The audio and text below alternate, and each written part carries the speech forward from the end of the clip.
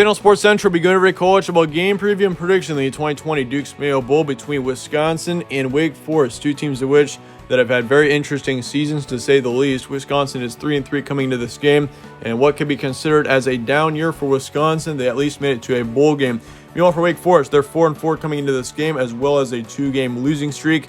We'll be going over a full game preview and prediction on this game here today, starting out with your team trends. Last game for Wisconsin, they beat Minnesota 20-17, which is a good win for the Badgers considering how much they've struggled on offense the past few weeks. I mean, if you look at Wisconsin, they start off the season blowing out Illinois, scoring 40 in that game, and then scoring 50 on Michigan in the second game. And then after that, things really took a turn for Wisconsin. They played Northwestern, only scored 7 points there, only scored 6 against Indiana, and then 7 against Iowa, which I do understand.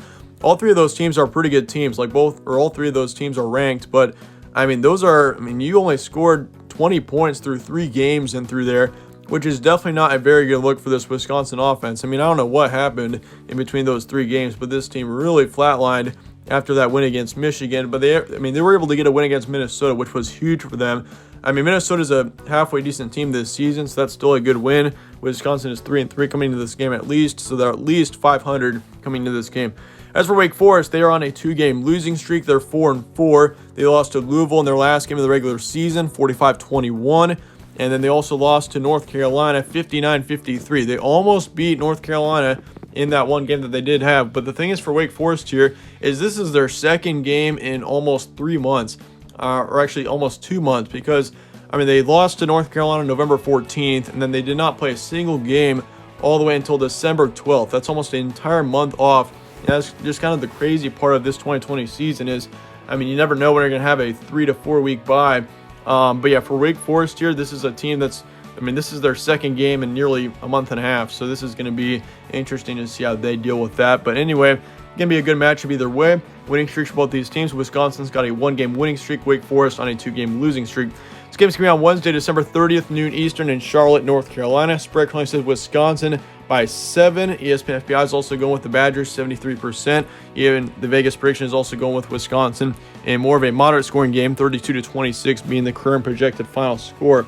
Over-under on this one is actually really a low number at 52.5, which is actually a really low over-under in comparison to some games. Here's your stat comparison for this game. Wisconsin's got 22 points per game, 15 points allowed. They have 187 pass yards a game, 171 rush yards. And then for yards allowed, they got 169 passing and then 93 rushing, which all the numbers are super low for Wisconsin. And it really looks like, I mean, those numbers at first on the defensive side especially, it makes it look like Wisconsin's got a great defense, but this is a team that has only scored 22 points per game. So you got to take that into factor as well. Like if Wisconsin had, for example, 35 points per game, then I'd really consider their stats to be good. But yeah, they're definitely not as good right now. But for Wake Forest, they got 37 points per game, 31 points allowed, 265 pass yards a game, 169 rush yards, and then for yards allowed, 265 passing, and then 191 rushing. So really for Wake Forest, they've played a lot more high-scoring games, but this is a team that allows a lot of yardage on both sides of the ball. Some key points for this one, Wisconsin is definitely improving on the offensive side. There's no doubt about that. I mean, if you look at them, I mean, once again, even though they had 3 really bad games in through there, that Minnesota game was promising. I mean, I understand that the quarterback situation is super weird here for Wisconsin this season. I mean, they've had Graham Mertz start the entire season because Jack Cohn was injured, but Graham Mertz has put up 1,100 yards through 6 games, 8 touchdowns and 5 interceptions. So it has not been all that great of a season for Wisconsin. There's no doubt about that. And problem is for them now is that Jack Cohn is actually transferring away, and it doesn't look like he's going to be with Wisconsin next season. So, I mean, the long-term effects of Jack Cohn being injured could have a big impact on Wisconsin moving forward. But then again, I mean, if Graham Mertz can improve, that's going to be huge for this team. And I think Wisconsin definitely could be a good team like they have been in the past if they can just get a quarterback that will play well and play with good accuracy, which Graham Mertz, I definitely think is potential for that. Just the past few games for him have not been very good. That's the thing about him. But for Wake Forest, the rush defense is a huge weak spot coming into this game as they've allowed nearly 200 rush yards per game.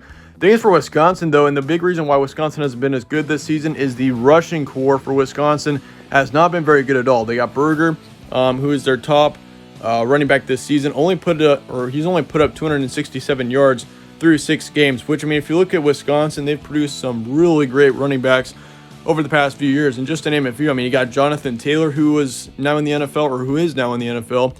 I mean, you also had Melvin Gordon, Monte Ball. All three of those running backs were huge impacts on this team.